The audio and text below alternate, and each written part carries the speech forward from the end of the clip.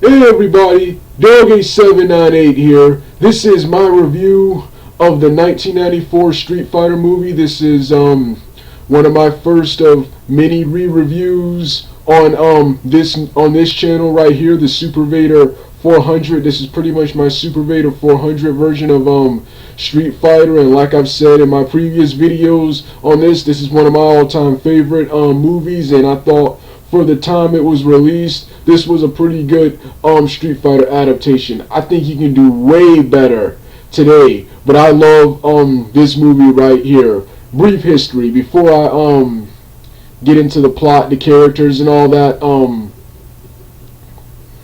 Brief history, of course. This film was released in December of 1994. However, I didn't see this movie until 4 years later in 1998. Like I said, I was flipping the channels. I was just flipping the channels, and I think I passed by either the USA channel or Sci-Fi channel. USA channel, and I see Guile. I see Guile and Bison talking to each other, and I was immediately able to recognize them as Guile and Bison because they look, both Van Damme and Raul Julia look like the Street Fighter 2 incarnations of Guile and Bison. I was immediately able to identify them. I was like, "Are you serious? Are you serious? There's a Street Fighter live action film?" I knew there was a Mortal Kombat live action film. There were two Mortal Kombat live action films. I knew there was a Double Dragon live action film. I knew there was a Double Dragon cartoon. I knew there was a Street Fighter cartoon. I knew there was a Mortal Kombat cartoon. But I had no idea there was a Street Fighter live action movie. I also knew there was a Street Fighter animated movie, but I had no idea it was a Street Fighter live action movie. And I was just hooked to the screen, man. I was just hooked to the screen, seeing all the stuff in Street Fighter 2, the video game, come to life on the screen, man. It was awesome, and I still love and enjoy this movie today. Now that I'm older and actually learned how film works, and also learned the story of Street Fighter, the backstory of the Street Fighter video games, I can also point out the flaws in this movie. Of course, number one, let's talk about the story. The story in the Street Fighter video games, of course, is a worldwide street fighting tournament. Controlled by Shadaloo. That's the plot to Street Fighter 2 and Alpha.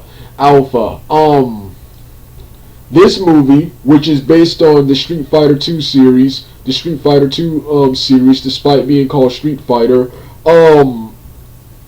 this movie, instead of using the tournament plot, this movie used an action adventure plot similar to Arnold Schwarzenegger's Commando, which the director of this film, who I'm a huge fan of, Steven D'Souza, which is a film he wrote, and other films like Die Hard, which it says on the back of the cover here, and Universal Soldier, the Ronald Emmerich film, which Van Damme starred in before this. They made an action adventure type film. They pretty much took the Street Fighter characters and pretty much wrapped them up in an action adventure movie.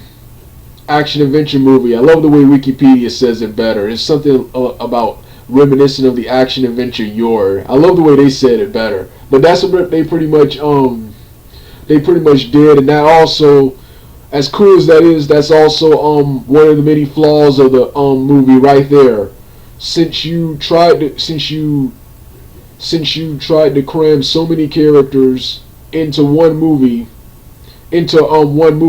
that led to changes in their backgrounds and motivations, because you had to find a script that accommodates all of these characters. And I thought Guile, Ryu, Ken, Zangief, Honda, Balrog, and Chun-Li, and Vega, and hell, even Sagat. I thought all these people were and Bison too. I thought all these people were awesome, but the new challengers, mostly T-Hawk, Captain Sawada replacing Fei Long, Cammy, and Dalsim and DJ. I enjoyed the actors and I enjoyed their performances in the movie and their characters, but they were just they were terrible. Let's start off with the terrible. Let's start off with T-Hawk. T-Hawk, instead of being a Hispanic villager, Native American type villager who wants to get revenge on Bison for killing several of his own people and enters the tournament to do so. In this movie, he's just a watered down version of Gao. At the end, he changed into something resembling his video game counterpart, which is cool, but he's just a skinnier, watered down version of Gao. But then again, Steven and D'Souza said that T-Hawk was his least favorite of the Street Fighter characters. Next is DJ. I love the actor. He was very hilarious in this film, but he was mostly just a cowardly, opportunistic minion and comic relief. He wasn't a kickboxer looking for beats on his song or something. Why was he with Shadaloo? DJ is not a bad guy. Balrog should have been with Shadaloo. But I'm going to get to Balrog later. Let's go back to the new challenges. Cammy. Love Cammy in this film, but she was, in comparison to the game, she was once again a female, watered down version of Gao. Like I said, love the actress. Kylie Minogue. Kylie Minogue, who is an Australian pop singer, who I think she loved this film, but this film she got a ROTC for worst actress for this movie. But I thought she was awesome as Cammy, awesome actor. She even looks more like Cammy in the video game based on this film. But yeah, she was just a watered down version of Gal in comparison to her complex backstory in the video games. Next,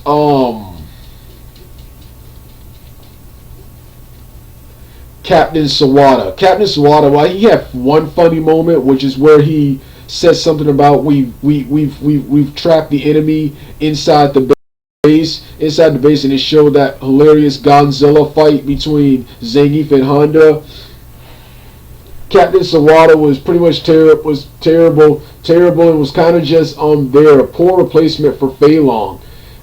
Steven D'Souza defends this by saying he considered Fei Long too generic to be in this movie. And there was also other rumors that they didn't want to pay royalties they didn't want to be sued by the family of Bruce Lee, something like that. I think that was a second story. Next is Dalsim.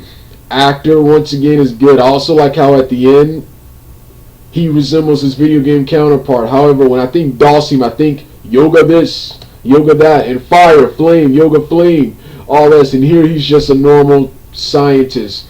Good character, but just watered down. You expect much more from what's his name. Well, that's the bad for the characters. Let's get to the good for the characters. I love Jean-Claude Van Damme as Guile. He captures Guile personality perfectly, despite being Belgium, despite the fact he's Belgian, portraying an all-American good guy. I can see why they chose Van Damme.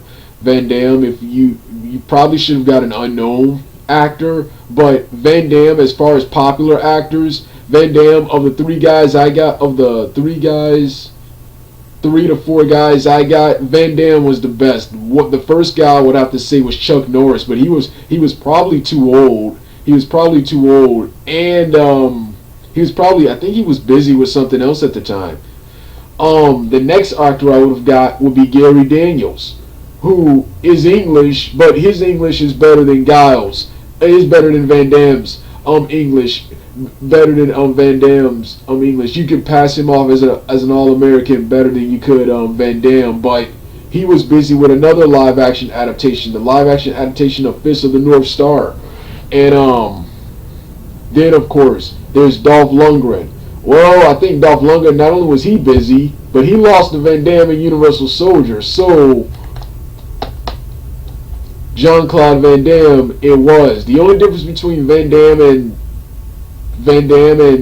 Guile in the video games is, well, besides his rank in the video games, he's a lieutenant. Here he's a colonel, but I think that's minor. And Van Damme is a little bit more sarcastic and upbeat than the super serious Guile from the video games. But he's pretty much, in my opinion, he pretty much captures Guile. I was easily able to recognize Guile by his blue pilot suit. When the credits roll, when the opening credits, when I immediately flipped the channel and landed on channel USA. Chun-Li. Ming-Na Wen is an awesome Chun-Li. Ming-Na Wen she was an awesome Chun-Li. Only difference between her is the background. In the film, she's a cop trying to get revenge on Bison for killing her father. Here, she's a reporter trying to get close enough, to get a shot at to get revenge on Bison. But other than that, the look, the way she talks and acts, everything. Ming-Na Wen was awesome as Chun-Li. Next is Ryu and Ken. Little controversy here. They made them con men, but Ryu and Ken still appear to be themselves. Ryu, he still appears to be the more disciplined of the two, and and Ken seems to be the one to get them in trouble. That I can believe that. I can believe that. Only problem I have with them is Ryu and Ken and all the other Street Fighters were a lot weaker in this film than they are in the other adaptations of Street Fighter. But I thought those are pretty good live action adaptations of Ryu and Ken. Didn't recognize them at first until they started fighting. When I saw them fighting, especially the scene where they beat up the Bison's men, they did the double monkey flip from the game. That's Ryu and Ken. So yeah, next Honda, next Edmund Honda, Honda. Despite being Hawaiian in this film, I thought Peter, can't pronounce his last name, Peter Navy Sonato, I think that's his name. He was awesome as Honda. Only difference between here, he was more laid back, which I thought was pretty cool in the film. He was more laid back than the other Honda, and of course he was gifted with technology. And of course wanted revenge on Shadaloo for destroying his reputation in sumo. Next is Balrog. Balrog in this version is a good guy and wants revenge on Shadaloo for destroying his boxing career. I thought Balrog should have been with Shadaloo. When I saw it as a kid, I thought it was weird because he appeared as a boss character in the game, but was on the side of good here. That was something that was weird as a kid. But looking back, this is not as far as away from the games as possible. This is not that far off from the games. If you really get to know the characters in Street Fighter, Balrog, while being a bad guy, he really ain't all that evil. Come to think of it, the only characters who are really evil are that eagle guy with the sticks, Birdie, the British punk, Vega, and pretty much Bison are the only characters that are pure evil really in the Street Fighter universe. But so him being a good guy, that's not totally far from games, but he should have been with Shadaloo, and DJ should have been with the good guys. Next is who else is in this movie? Yeah, Vega, awesome. Sounds like his character, looks like his character. Actually, I thought he looked better than he looked in the games. I thought he looked better here than he looked in the games, and was pretty much close to his character. One of the closest to his video game counterpart. Sagat, I thought the actor Wes Studi was an awesome Sagat, even though he looked a little bit too old. I thought he was an awesome actor. Despite his changes here, he's a drug trafficker and he's an Iron Fist instead of his nickname is Iron Fist instead of the god of Muay Thai. But that was still pretty good Sagat. It was also interesting. I also like how they switched it. Ryu and Vega are rivals, and Ken and Sagat are rivals, versus Ken and Vega being rivals, and Ryu and Sagat being rivals. But I thought that was pretty cool change. Bison, Raul Julia, probably the MVP of actors No, before I get to Raul Julia, Andrew Bryanowski, Zangief, one of my opinion, one of the MVP of actors in this film. Andrew Bryanowski, he is awesome as Zangief. Zangief was also awesome in this film, despite being a bad guy in this film, despite his neutral alignment in the video games. Zangief, he was still pretty much Zangief. Zangief always struck me as the big, more muscle, more brawn than brains type guy, more bronze than brains type guy. So, and in the film it reveals he serves evil because he thinks he's serving good. So he's not totally far off from the game, even though in the game he was just he just wanted to prove that wrestling, Soviet Union wrestling, was like the best thing in the world. Here he was hilarious in this film. He was the MVP of actors in this film. Like I said, looks like him, sounds like him. MVP of actors. Zangief was awesome in this film, and I loved his hero moment at the end. Bison, Raul Julia, the late great Raul Julia, man. He was awesome as Bison. He was probably the greatest actor in this film. Actually, despite this film, when this film was released, it was universally criticized, but Raul Julia's final performance was praised by people. I loved how Raul Julia, he tried to add more depth to the character. He tried to add more depth to the character in the scene where he was giving the long speech. And of course, I like how Raul Julia, since he was sick, he couldn't really match Van Damme. He was sick, so he couldn't really match Van Damme. So they made Bison an average fighter, an average but powerful fighter. I like how Bison, despite being an average fighter, he's still able to be somewhat intimidating. And I love how, despite being kind of weak, he's still honorable and wants a good fight. So Raul Julia was an awesome Bison. He delivered some of the most memorable lines in this movie. And I heard that he didn't even want to, Raul Julia, when he was alive, he didn't even want to take the role. But his kids, who are huge fans of the video games, convinced him to. Glad he listened to his kids, because in my opinion, this is probably the best role he's ever done. I like this even more than I like the, I like him here more than I like the Addams Family movies. So,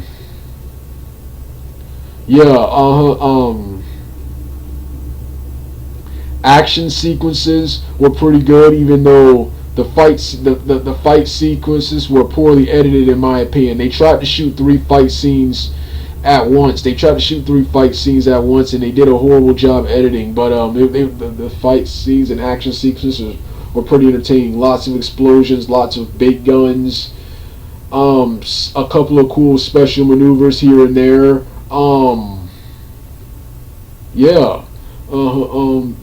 Story was pretty good. So like I said, I love this movie, and I love this movie. I thought it was really good for the time it was released, and I think you can do even better today. Also, before I go, and of course the soundtrack was good, featuring the awesome Street Fighter song by Ice Cube, which appears in the opener and in the credits. MC Hammer, Straight to My Feet, and an Asian Japanese song called Something There. I keep forgetting the band who plays it. And of course, when Guile is approaching the battlefield, the song Some Things Are Worth Fighting For comes on. So awesome, campy, action adventure movie. And this is what I like in movies. Alright, Dugout.